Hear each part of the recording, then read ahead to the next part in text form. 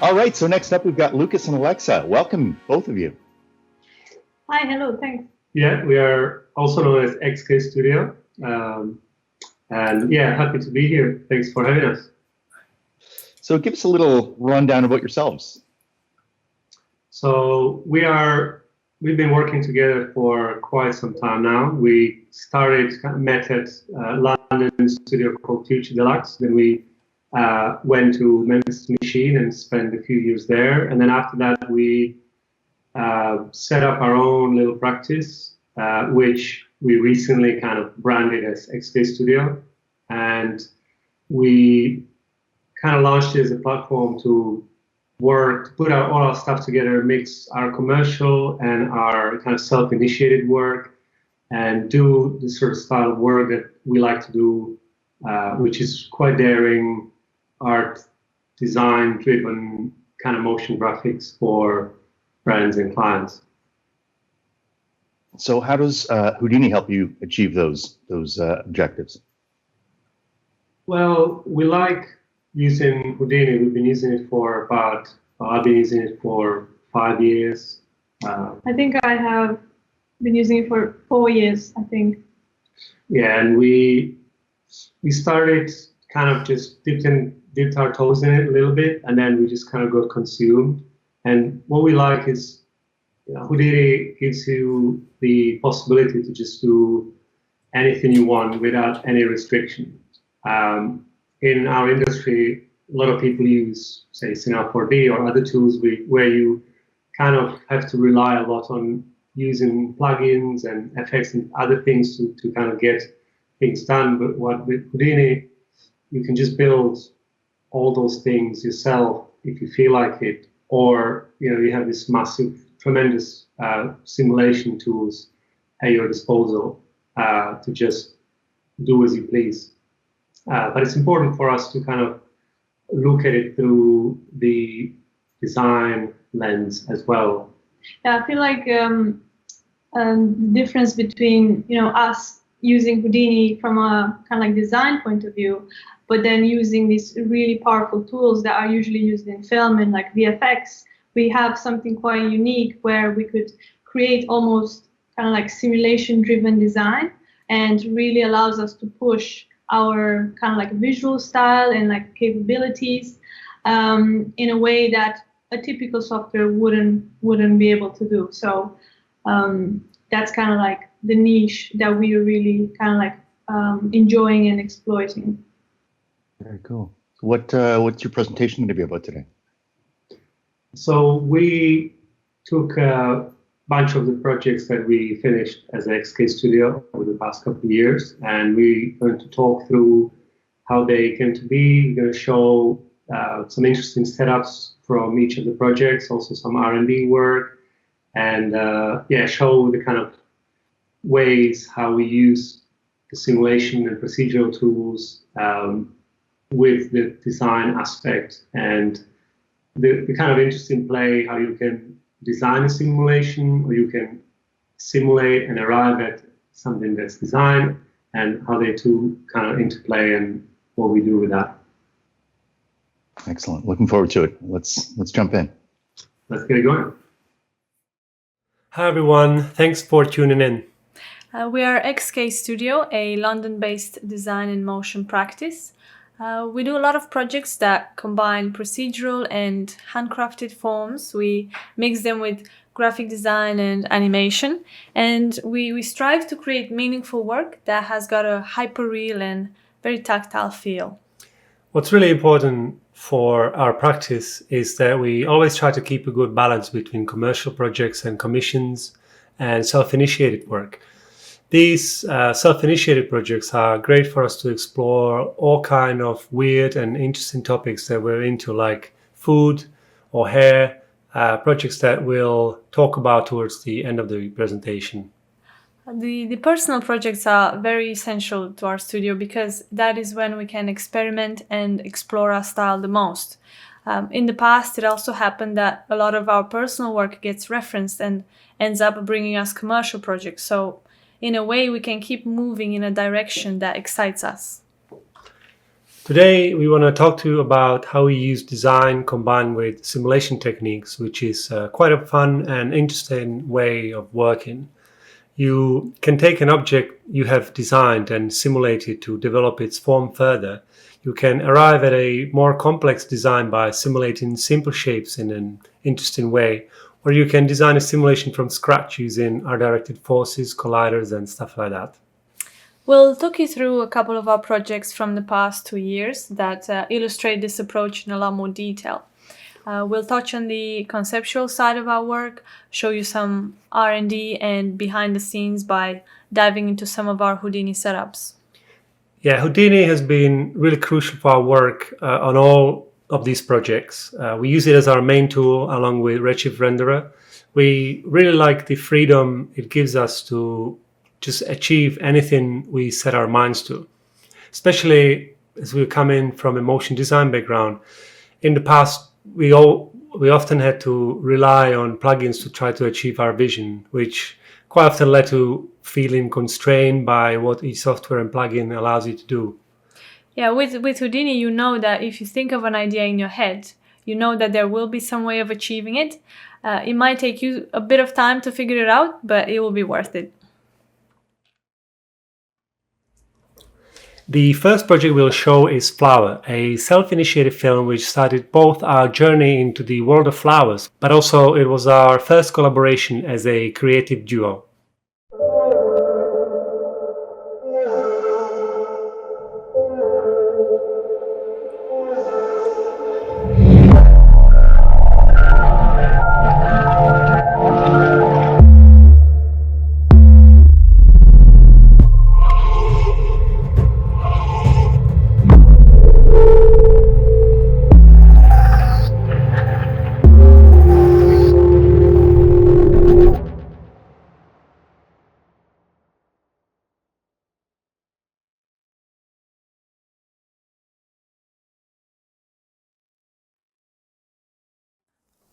What kickstarted this project was a long-time obsession with bizarre and alien-like cacti and flowers that we've been collecting over the years.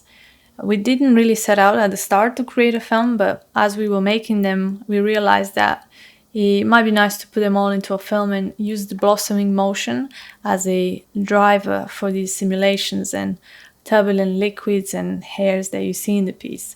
We will play you a making of, which is a collection of some of the early R&D and experiments that didn't make it into the final film.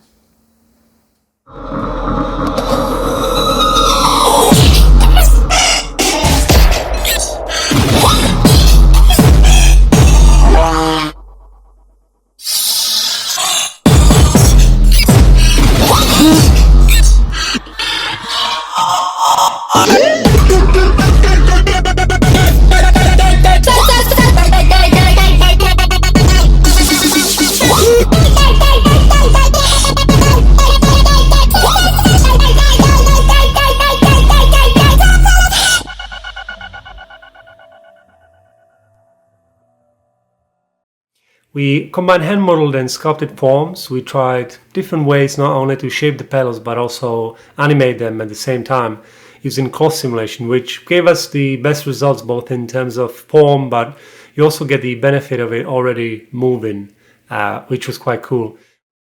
We also employed procedural setups using arrangements such as phyllotaxis, which allowed us to try a lot of different shapes quickly. So it was a great example of using something which is quite mathematical at its core, but gives you quite organic result at the end. One of the key flowers in the film was inspired by this cacti called crassula. It was something that we had in our studio, and we really loved how procedural and almost MoGraphy it looked, and wanted to find a way to recreate it digitally and bring it to life by giving it this organic and violent motion. We will talk you through the Houdini setup of how this was achieved.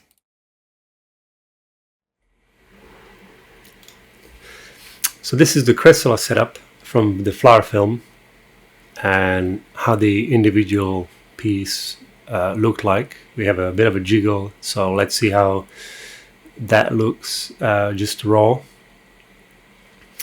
And it was an interesting challenge replicating this motion. We had a rig that controlled the thickness and scale along the spline. We had a bit of random scale as well. We could control the amount of them, and also what was good was this super tight control over how each of the buds sort of opens and closes as we go, with a bit of rotation there as well. So the core of the setup is basically just copying these individual pieces onto a curve and then opening them as we go. The trick though was to also move them kind of up as they animate, because otherwise you would just get a lot of intersection between them. And also if you look at the actual plant opening, you see that these buds, they kind of come from within the previous bud. So to do that, we always moved the top pieces down, and as they animated in, they kind of came back up. And to control the individual animations, we baked this hand animated data and then kind of blend between them. And how that was done, here are the controls for the asset. You can see we have specified how long the actual animation is, and then we can reduce these 30 frames down to a lot less frames. So in this case, this is reduced into 5 frames. You can see that's kind of fairly accurate. Reducing it down to say 3 frames is not very good. But going back to say 10, you can see that that's almost indistinguishable from the original 30 frames that we had. And well, the way how it works is we sample the different times of the animation depending on how many we are reducing them to, and we store the position data at the given frame, and we store it into an array on each frame. Here you can see in the spreadsheet you get all the data in there, and then for each of the points we later kind of lerp or blend between these values to recreate the original animation. Now the thing is that you do that, and of course this is kind of in place facing one direction. Once you copy this onto your spline, they all kind of retain their original position rather than keep the orientation from the spline. So after restoring the animation, there's a little bit of a quaternion multiplication, taking the original orient and transforming it back to how they're supposed to be. And at the end, there's a bit of that jiggle to just help to finish it off and make it look a little bit more interesting. A couple of months after we published Flower, we received an email from Velcro Australia. They saw the film and they wanted to commission us to create a tribute film that tells the origin story of Velcro and the hook and loop technology that's behind their product. We were super excited because this was again another great opportunity to delve deeper into the world of animated flora, and we also had quite a bit of experience working with threads and Flyknit in the past, so this was a great project to combine both of these worlds.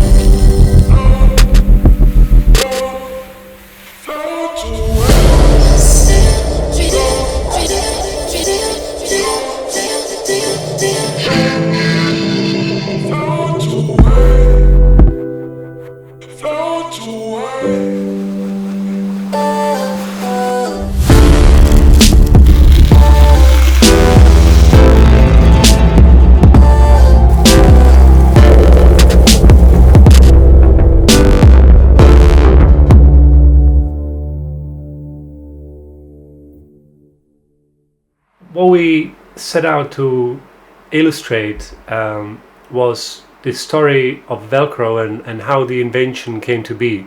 It was originally created by George de Mestral, who was an inventor that came up with this hook and loop design after walking his dog in Swiss Alps and noticing this burdock plant that attached to his coat and his dog's fur. So he was quite intrigued by how this burdock plant attached to it, and after studying it closer under a microscope, he noticed these hundreds of tiny hooks that attach to anything with a loop, such as clothing or fur. And this gave him the idea of recreating a similar system that has since proven very useful in the textile industry. So our film follows this narrative in a more abstracted and poetic way, and using the burdock plant at its core, we draw parallels between the technology and the nature that inspired it. And we started the process by putting a quite rough mood film and animatic together, where we outlined the different chapters, and at the same time we worked on exploring them in detail. We iterated through loads of different designs and ideas for compositions of all the elements, the plant, the Velcro fastener and the environments. We tried lots of different things with the burr plant, which was quite interesting as there are many different species which all look quite different from one another. And because we didn't really know exactly which one to depict, we abstracted them all together to sort of design something that looked photoreal and convincing, but wasn't actually based on any particular plant or exact species. In order to create our burr plant exactly the way we wanted, we quickly realized that we will have to build our own rig from scratch. So using a phyllotaxis arrangement as our base, we have built built-in controls that allows us to very quickly manipulate the overall look of the burr.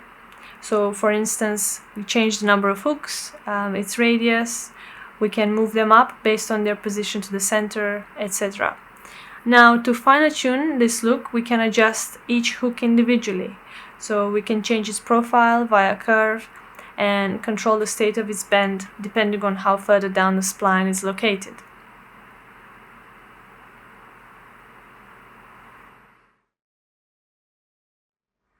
Our next project is a visual campaign we created for London Symphony Orchestra and their 2019-2020 season.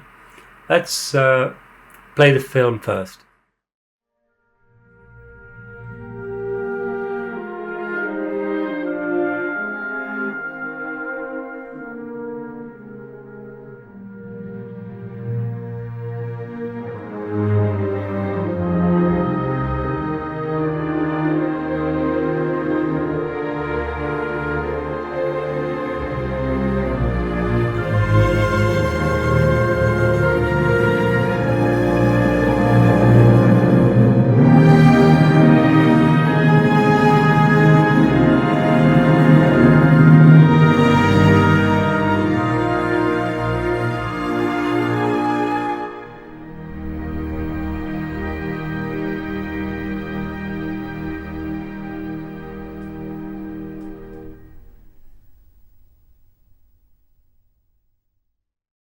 The name of the campaign and the idea behind it was Roots and Origins.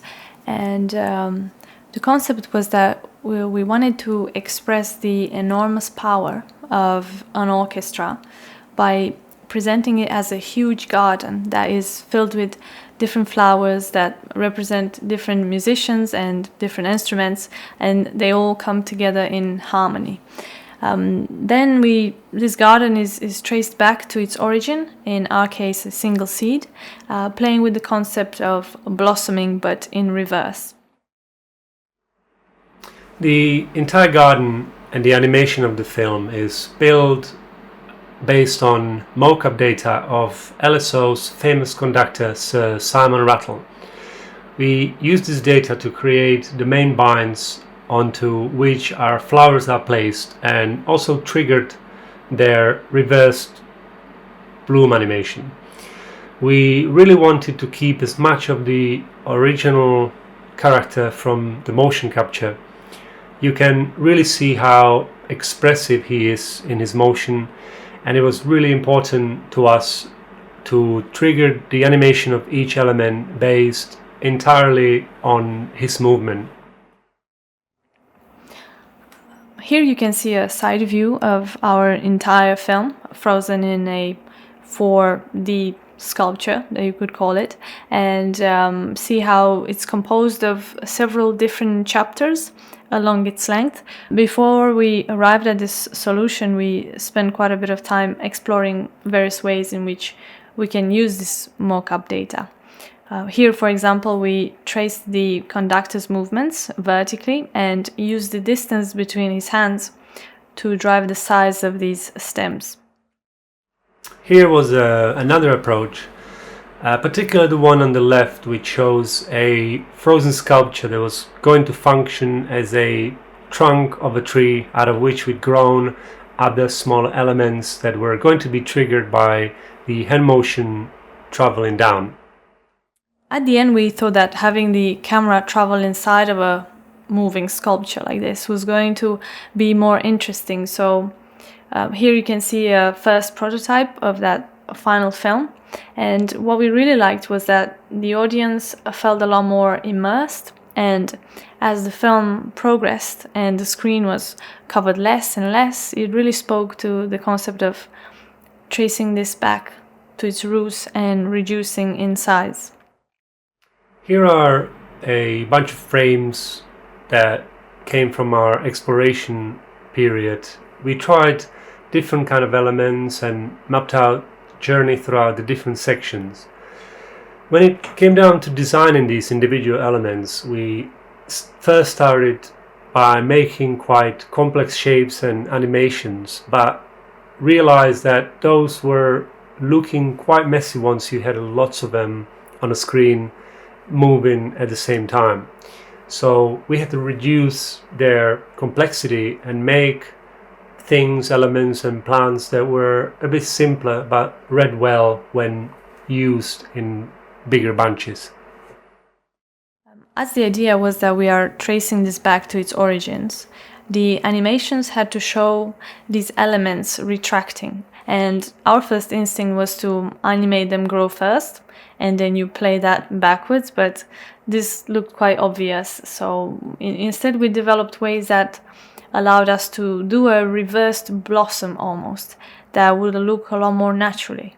And we did that by using attractors, pulling cloth elements through like colliders, and using a lot of these guided vellum simulations. Let's have a look at one example. Now this uses a combination of a vellum guided sim with colliders and several deformers. So we start with a bunch of tubes which we animate down from the center. This will then be used as a match animation guide to drive our vellum simulation as our next step. So here we also add a torus, which we'll then use as our collider. This will push the tubes and like squeeze them at their base.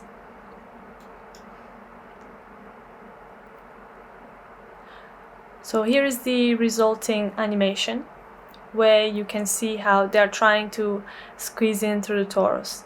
Now this looks pretty cool, but it is a little bit jittery. So we then use a chops filter, which does a great job at smoothing it.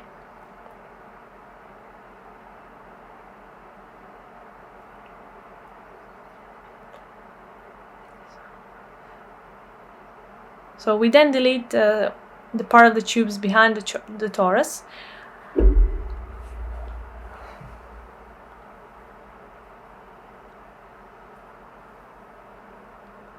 We fill in the gaps and use we taper down the bottom of it using a bend deformer, like the taper that's part of the bend deformer. So this is how it looks subdivided. Later on, we use our baking asset to render out the Redshift proxy files.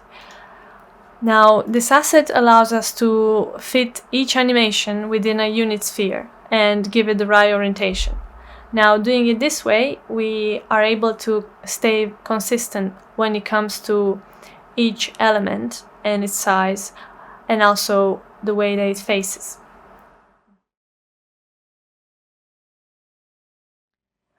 Another thing worth mentioning is that when we started scattering these elements across the trails, we wanted to be able to art direct them quite precisely and not just scatter them randomly. Also, it was important, as it was such a heavy scene, to work with proxies and only send instance points information to the renderer. So I'll quickly run you through how we did that. So I started by importing these elements and just get a static version of the animation. I poly reduce it so it doesn't overwhelm the viewport later on. Once I have that, I then grab the trail with an object merge. I merge the trail in. Now I group a bunch of faces where I want these leaves to go exactly. I scatter some points on that. I give it a p-scale and some random orientation just to begin with. And then with a copy sop set to pack an instance, I put these across. And here with an edit, I'm literally grabbing each leaf and I rearrange it into place until I'm quite happy. So it no longer intersects and it does look a little bit neater and nicer. We did that with all the hand-placed elements, and quite importantly now, once we were happy with how they looked, we extracted the point information from the packed primitives, their rotation, scale, all those edits that we did by hand, and replaced the geometry with the Redshift proxy sequences, which were being triggered at the right time to sync with the hand movement. This way, the super heavy scene, filled with hundreds of animated elements, was sent to the renderer quite quickly, almost instantly. So this idea of using a guide and then simulating something sort of backwards and then playing it forwards, we later on developed this a bit further in this R&D, which isn't actually part of the LSO project, but I think it's a good point in the presentation to show this one. So you can see a little bit more interesting blossoming of a flower. Here as an input, we're using a static mesh that was imported from outside of Houdini, and we are bending and kind of creating this guide animation. Here we kind of made it a little bit easier for us to kind of grab some point numbers that we knew and use an expression in the bend object in for each loop to make our job a bit easier, so we didn't have to position the bend for each individual object or do something, kind of having to rebuild this with like a copy sop or something. So here we just pointed the bend from one point to another, which were then on all the petals, giving us this guide, which of course has got some serious issues with intersections.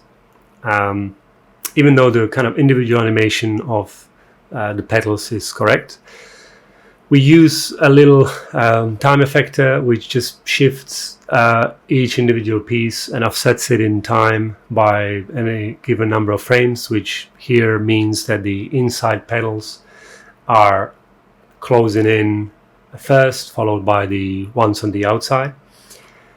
And we use this as a guide for a cloth sim. So here you can see that there's nothing really special in this cloth setup. We're just using a relatively high bend stiffness. Here in the constraint which we match to animation, it's a very low stretch stiffness, so that the pedals are kind of allowed to have a bit of their individual motion. And then on a solver, we just use a fair bit of substeps, just 3 substeps, and no gravity and nothing else. But you can see that the result of the simulation follows the guide with the significant difference that the individual pedals don't intersect. So we get this neatly packed little bundle. And indeed, if we use clip to sort of look through this flower, you can see that these pieces are not intersecting and everything is neatly packed. So then going and using this animation of the flower packing in and reverting it, or reversing it, gives us a sort of flower opening animation, which already looks quite interesting, but the individual buds or the individual petals are not very interesting. They're quite rigid and they just kind of lock in space. So here what we're going to do is we will also animate the rest length, and here to help is a little bit of a setup that kind of animates in an attribute as the individual buds open. You can see that they kind of green in, which will be later used to control the rest length inside of the vellum solver.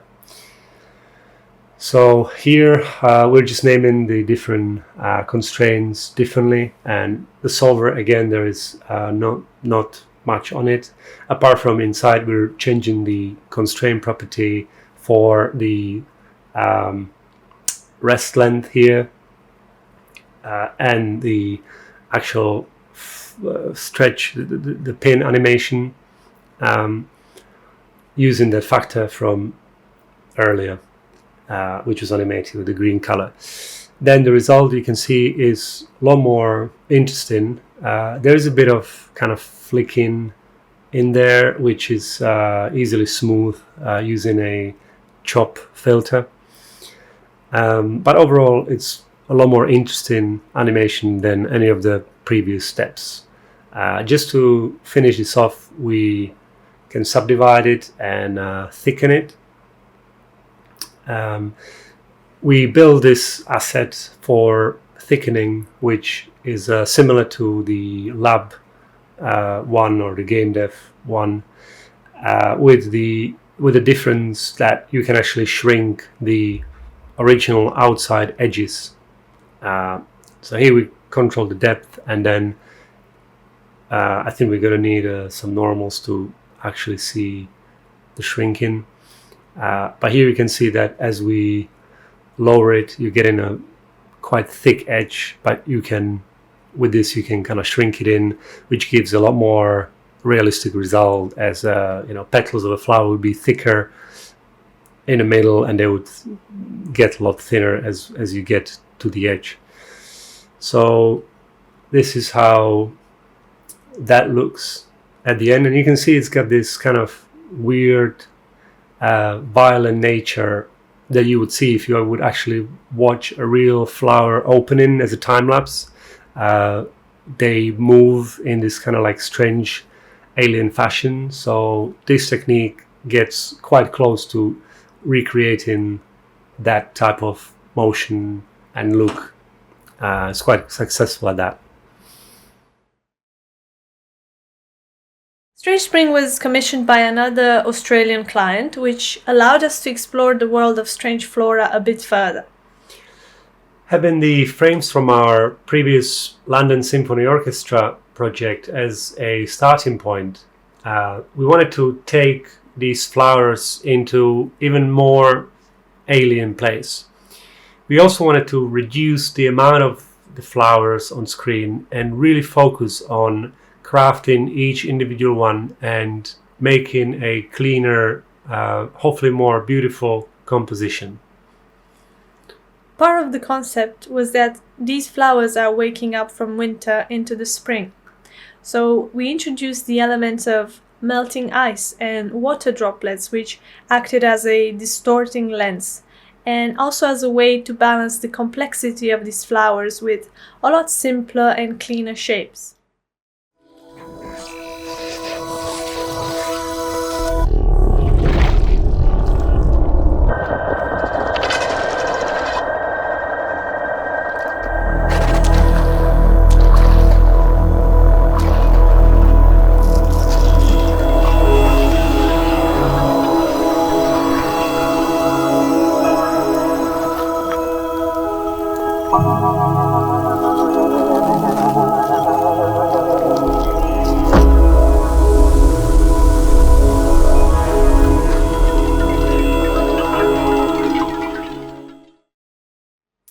We were inspired by AI gun tools, and we played around with quite a few online tools to synthesize and collect some references, which was really cool to see all these weird shapes, and for us then to try to translate some of these ideas and forms into our own flowers.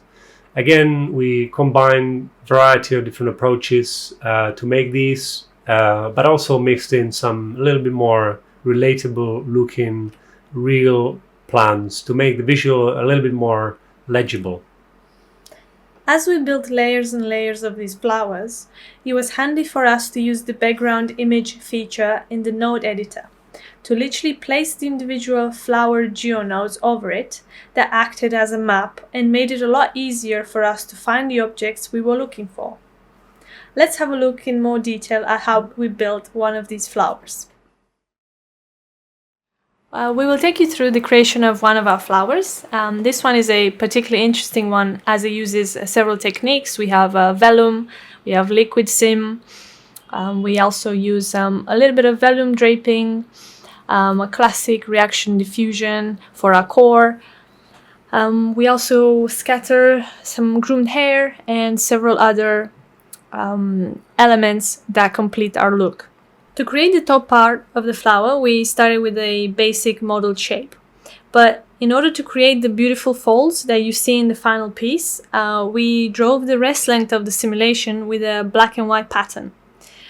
Here we have an asset that allows us to quickly apply different patterns such as dots, lines, and noise.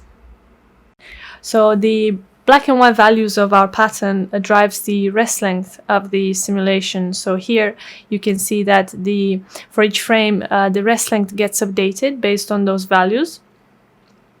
Now if we run the simulation for a few frames, we can see that where we have the white value it expands, and then where we have the black it contracts it. So we use a frozen state of this plant to then arrange in space into something that resembles more of a open flower. And looking at the core of the plant, we started with a pretty simple sphere. We ran a reaction diffusion, nothing too fancy, pretty standard solver there, which gives us a quite blobby looking core for our plant. For the stem, we used a liquid simulation where we basically have two spheres that emit liquid particles towards each other.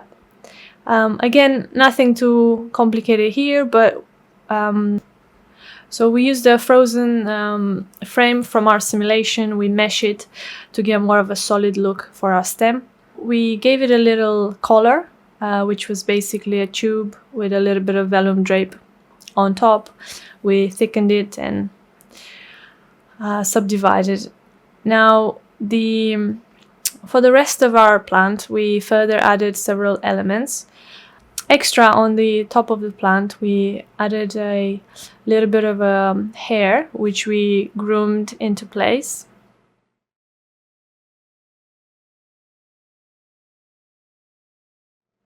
And further, we scattered a couple more elements and gave a bit of color in order to finalize our look.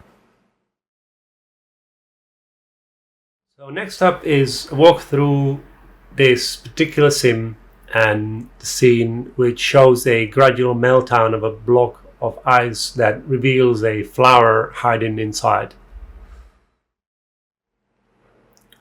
So to take you through this, let's have a look. It's basically a box that at the start is split using a Boolean cut. It's a bevel box that we use a grid with a bit of mounting angled to sort of cut through. Then the top bit is isolated and fractured using the concrete preset on RBD material fracture. That gives us that kind of Voronoi fractured pattern that later on we apply a MOPS fall-off to activate these individual pieces in a linear fashion. Here on the side is a little preview of how that would look as an actual RBD sim. This isn't used in the shot. This is just to kind of preview this. Was an experiment at the start of the setup. You can see how as we activate the pieces, and this is just simple kind of update of an activate parameter or an activate attribute, the pieces become active and they fall as they collide against the bottom part of that Boolean cut. So here is the same thing kind of showing if we delete the activated pieces, that's later used for meshing and combining it together. The activated pieces are just aged so that we can kind of grab them on the first frame when they become active, and we use that first frame to source particles into a fluid sim. So you can see here kind of each frame, one of the pieces injects particles into a flip sim. So if the sim itself is just a basic flip sim with a viscosity enabled and an OpenCL use to just make it a little bit faster. And you can see that the bottom was used to collide against, and here the age of the particles is used to control the viscosity so that the particles get less viscous as we progress through the simulation. Here, just showing how adding these particles that kind of accumulates and builds the simulation. Here later on, the kind of chiseled away piece is combined with this. So these particles are meshed and turn into BDB. So is this bit that we showed earlier where the individual pieces are being deleted, and kind of combining the two together using the fluid mesh and the kind of chiseled away pieces and VDB merging them and smoothing them is what creates the final effect where there's the illusion that the individual pieces kind of go and melt, where in fact it's a combination of the flip and that chiseled away animation.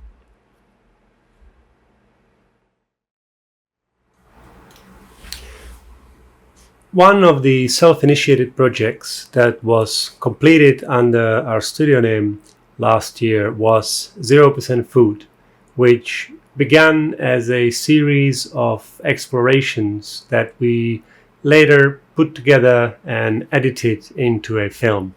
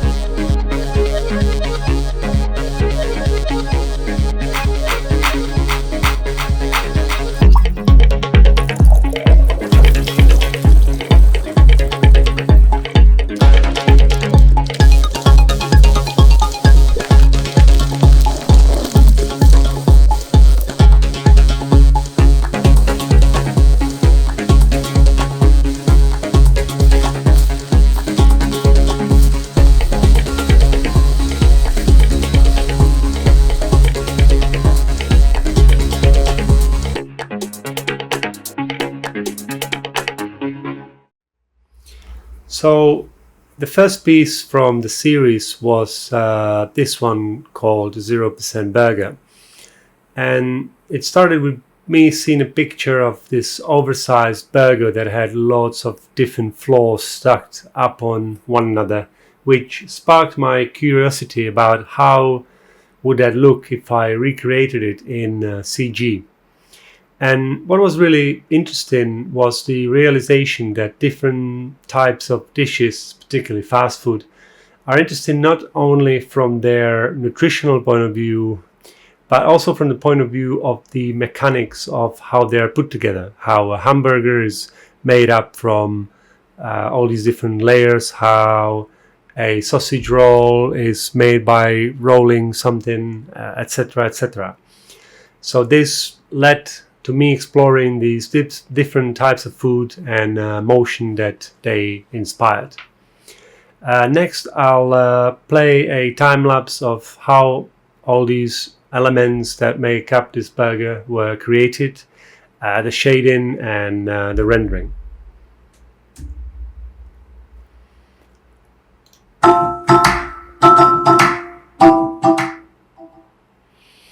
So I'll just talk along a little bit. It's probably going to be quite hard for me to catch up with this, as that's quite drastically sped up. But what you will generally see is a lot of modeling using VDB and then remeshing it. You could see like a quick frame of ZBrush, which has got the zero measure in, which we used in some of the cases, but most of the time I was actually really happy with the instant meshes and the link that you can have using the side effects labs, which is really cool. There's a new version, or like a new addition, that uses a quad remesher from Exercise, I think, which is also pretty amazing. So that's really cool to use, particularly with VDB meshes, which create quite kind of jaggedy and jittery surface that can really produce some kind of nasty looking normals, especially if it's a bit more plastic, a bit more smooth looking surface. So having the ability to remesh it directly in Houdini with quads that can be later subdivided is really cool and really useful.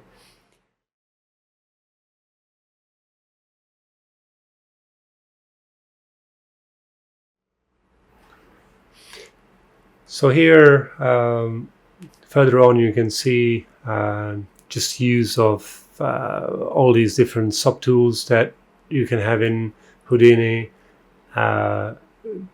exploring, extruding different elements and just making weird looking shapes and things. This particular one here was one that the instant meshes didn't handle quite well, so that was brought in ZBrush.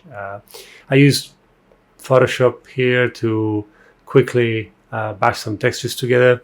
Lately I've been playing with some cops as well. I didn't use it on this one, but I've been trying to use it more and more.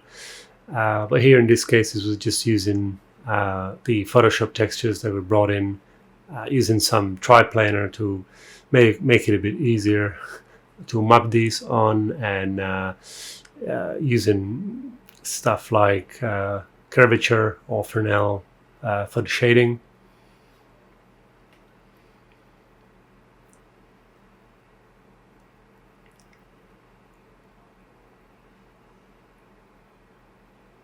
A lot of these shaders are kind of semi-procedural, so using some textures in combination with things like ramps and different noises and things like that.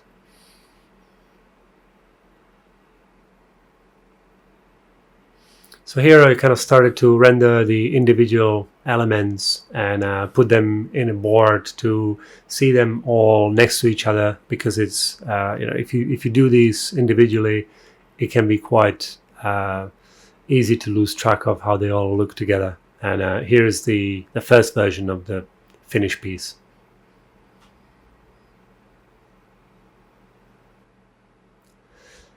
So next up is the setup that I'll break down, which is this kind of sausage looking thing on the left. And this particular piece was actually a collaboration with V&A, or Victoria and Albert Museum in London, who had an exhibition about food at the time. And I was really inspired by Sausage of the Future by Caroline Niebling. I hope I pronounce it right. And made this sliced sausage animation, which I'll talk you through next.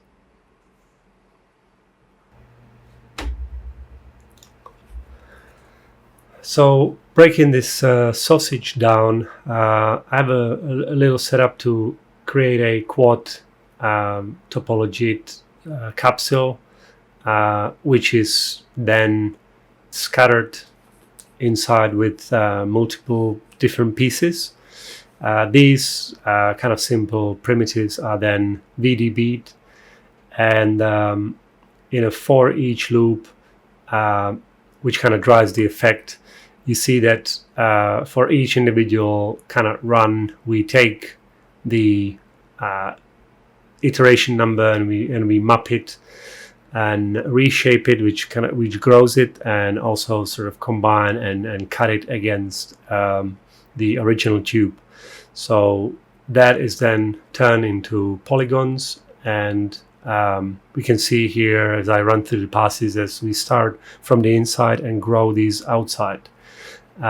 This is then remeshed into quads, which gives kind of cleaner geometry. And to sort of show that, you can see that the individual pieces kind of represent the different VDB reshapes. So you start with the original shape, which is at the core, and then each of the slices kind of represent the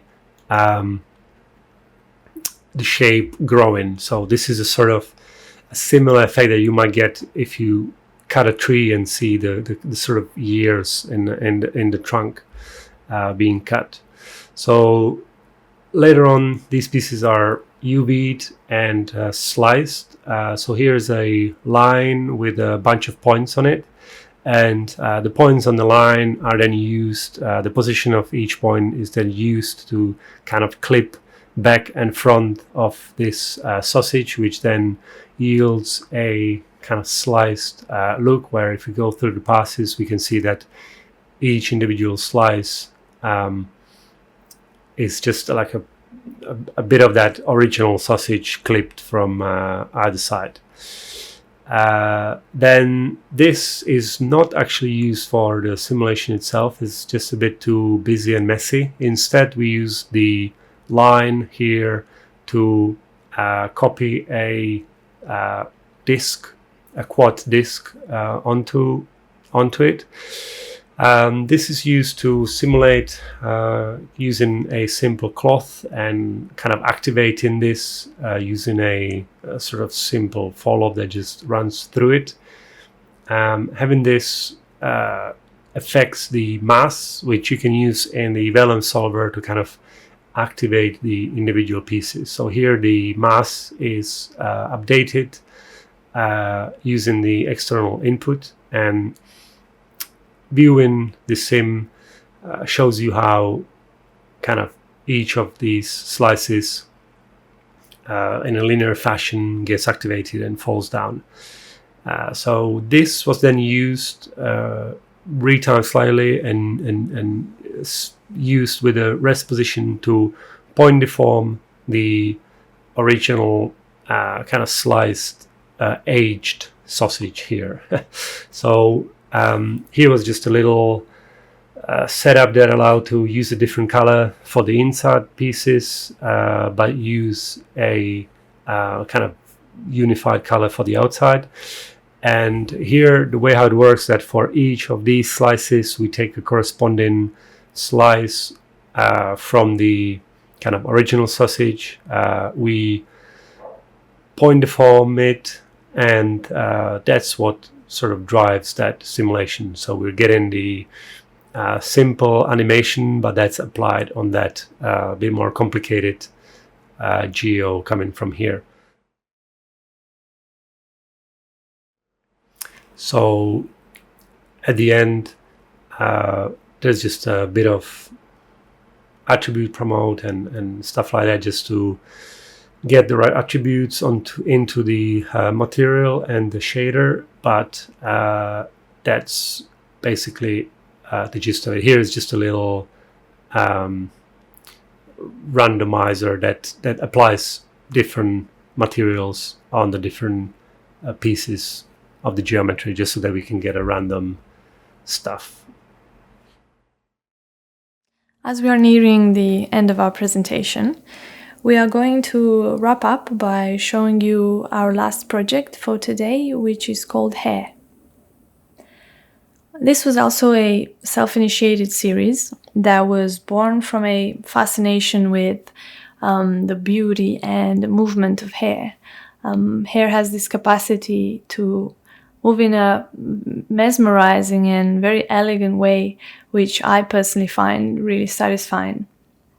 On the other hand, I was also quite keen to take the hair away from how it's usually used in CG and instead use it as a graphic element in a more unconventional way. Also, when we choose our personal projects, we look for our subjects to have the right mix of artistry and technical challenge. So working with hair ticked all these boxes for me. Especially at that time, I just started working with Houdini hair tools and very quickly saw how powerful they are. And right at the start, just by trying it out, I got already quite excited about taking the groomed hair and simulate the thousands of strands super quickly and achieve that mesmerizing motion that I was obsessing about over the last few weeks. Most of the time, I didn't usually follow a typical hair grooming process, but instead had to come up with my own techniques. So instead, I used a lot of hand-drawn curves, either free-flowing or projected onto a surface, a combination of colliders and either static or animated, and using that along pop forces with vellum that allowed me not to just shape the hair the way I wanted, but also to guide the movement in a very elegant and controlled manner. Going back to the theme of the presentation, which is design meets simulation, here is one example where by setting up very quickly a disk, generate some hairs from it, make that quite long, give it a few forces, in this case a pop axis force with some extra turbulence and a object to collide with, which in this instance an animated bending tube. You arrive at this hair sculpture that would be quite tricky to model or guide by hand. So in a way we can argue that the simulation solver is often our collaborator, and a spontaneous test like this can spark further ideas, which then I can continue to refine. I also explored using hair in a more typical manner and generating it from a head geometry of a 3D model. So I'll quickly walk you through one of my hair grooming setups. So this uses the Houdini hair shelf tools. I found this to be quite a quick way to generate your hair from a geometry and have the flexibility to kind of brush your guides and control them into place. Then you can sim it. You can also create an external dot network if you want to adjust your sim even further. And you can also have a separate kind of object where you will create the hairs based on your guides that will be used for final rendering. Now, to quickly show you how I generated and groomed the top part of the head, I imported a low poly version of my model so I can paint a lot quicker on it. Here I kind of set where exactly I want the hair to be generated on. I then use that black and white map to give, set the length, and quite cool here is that you can use a guide process to set the direction. So you don't have to do any brushing at this point. You can just orient it towards whatever axis you want quite quickly. And then you can brush I brushed a little bit extra into place with using a surface brush. And at the end, I added another process to control the bend, so it's a little bit more close to the head of the model. So now that we have our guides, we will then use them to generate a lot more hair that will then be used for rendering. And what's cool about Houdini, that you can use the same tools to groom your guides, to then groom your actual hair further. So for example, here I'm using a cut to go in and just clean up the haircut a little bit further and get like a much neater result. And after that, I'm adding a bit of clumping so it doesn't look so regular. Again, this is cool because I can always go back and adjust it if I change my mind. And after that, I add a bit of frizz, so there's a little bit more irregularity and the hair is not so straight. Now, I did a similar thing on the other side of the head, pretty much following a similar process. Now, looking at the eyelashes, the animated eyelashes, I generated them again using the same head geometry, but I gave it a map so I can have even finer control of where the hair will be generated. Looking at the animation of the eyelashes, I have simulated those guides using vellum hair. I used quite a bit of stiffness there, have the gravity on and a little bit of wind. I then enabled the collisions, so not only the hair collides with itself, it also doesn't intersect the face of the model. So then I generate the hair based on these animated guides, which pretty much concludes this setup. I'm a bit wary of time, so I think we will end our talk here. Thank you very much, everyone, for listening. I hope you found some of this useful or at least interesting. I'm going to leave on the screen our Instagram handles and our website if you want to keep in touch. And thanks a lot. Bye-bye. Bye.